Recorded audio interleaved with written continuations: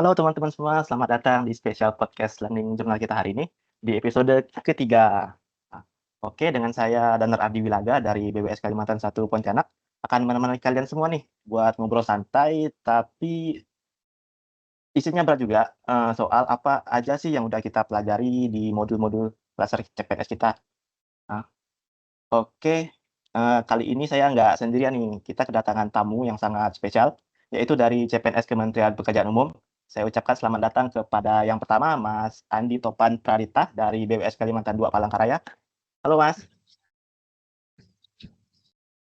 sehat Mas ya? Sehat-sehat juga ya. Oke, yang kedua dari BPJN Kalimantan Barat, Mbak Fadila Andini. Halo Mbak. Halo. Yang ketiga dari BPJN Kalimantan Barat juga, satu penempatan kayaknya nih, Mbak Gebri Fedora Apolita. Halo Mbak. Halo, Bang Danar. Yang keempat ini Mas Nazifa Ahmad dari BPJN Kalimantan Selatan. Halo Mas. Halo Bang Danar, halo semua. Nah, para narasumber kita hari ini akan berbagi nih soal apa aja sih yang udah kita pelajari selama 4 hari ini. Oke, langsung aja ya, dari Mas Andi dulu nih. Kalau ngomongin modul 1 tentang wawasan kebangsaan, apa sih yang paling nyantol buat kamu nih Mas? Aku masih Danar ya. Menurutku yang paling kerasa tuh soal pentingnya ngerti sejarah bangsa. Karena dari zaman kerajaan Nusantara, terus masa penjajahan, lalu sampai lahirnya organisasi pergerakan nasional, kayak Budi Tomo, Serikat Islam, PNI, itu kan jadi titik balik banget ya buat negara kita ini ya. Terus kita juga diingetin soal 4 konsensus dasar bangsa. Yang pertama kan Pancasila, lalu ada UUD 45, lalu tentang NKRI, dan terakhir ada Bhinneka Tunggal Ika. Nah, sebagai ASN, kalau kita nggak paham itu, kita bisa gampang goyah sih kayaknya. Jadi kan itu sebagai pondasi kita untuk hidup berbangsa dan bernegara di Indonesia. Apalagi sebagai ASN ya. Jadi kayak eh, kalau kita ngambil suatu keputusan dalam pekerjaan atau kehidupan di negara ini, itu bisa jadi arah atau penunjuk arah gitu Mas Danar. Kalau dari aku ya. Nah, bener banget ya Mas Andi ya. Soalnya kalau fondasi kita rapuh, gampang banget nih gembus isunya. Nah, Mas Betul. Azi, kita lanjut ke modul 2 ya. Ini kan bahas soal analisis isu kontemporer. Menurutmu nih Mas, gimana sih model ini? Wah, modul 2 ya, membahas soal analisis isu kontemporer. Ini modul yang bikin aku melek kemarin Bang Danar. Jadi kita itu kan nggak cuma belajar teori, tapi juga diajarin cara ngeliat isu-isu yang lagi panas kan di sekitar kita. Kayak korupsi, narkoba, terorisme, proxy war, sampai yang dekat banget sama kita ya pinjol sama judi online.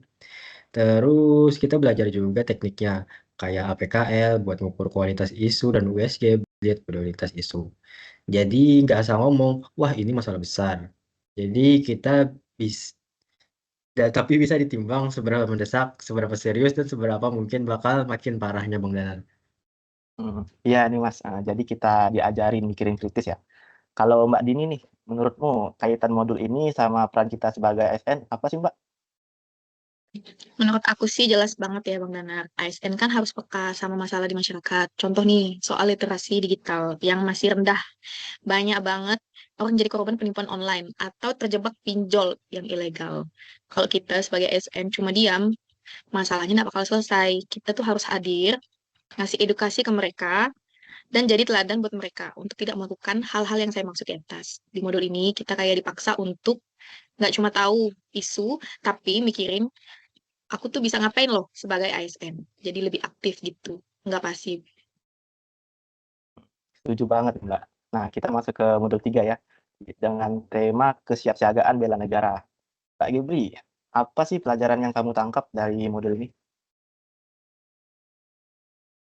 Terkait modul kesiapan bela negara ini buat aku mikir ulang sih Bang Danar ya. Selama ini aku pikir bela negara tuh cuma identik sama militer, angkat senjata, ya gitulah. Padahal ternyata enggak. Di sini kita belajar bahwa bela negara itu juga kesiapan mental, fisik, sama sosial kita sebagai ASN. Terus ada 5 dasar negara kita, yaitu ada 5 dasar, nanti itu ada yang pertama cinta tanah air, sadar berbangsa, setia sama Pancasila, rela berkorban, dan punya kemampuan awal bela negara. Kalau kita terapin di kehidupan sehari-hari, ya sederhananya kayak seperti kita disiplin, kerjasama, sama punya inisiatif. Kayak ada bencana gitu, ASN harus sigap.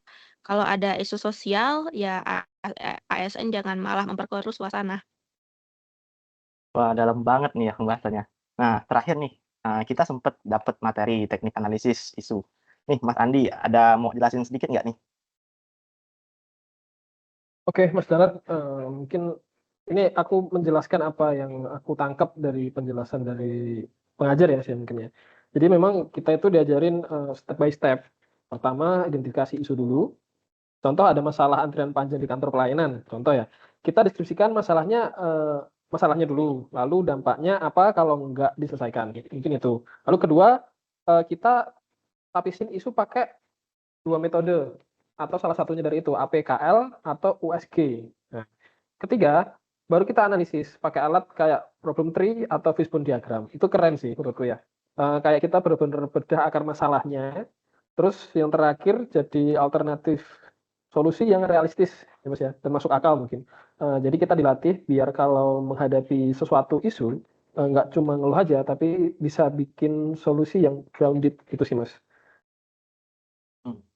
Jadi kalau dirangkum, modul 1 ngajarin kita fondasi kebangsaan, modul 2 ngajarin cara baca dan analisis isu, modul Betul. 3 ngelatih kesiapsiagaan kita, dan yang keempat ini teknik analisis isu ya, yang bikin kita bisa nyari solusi dengan lebih sistematis. Betul. Ya, Mas Azi mungkin ada yang mau ditambahin?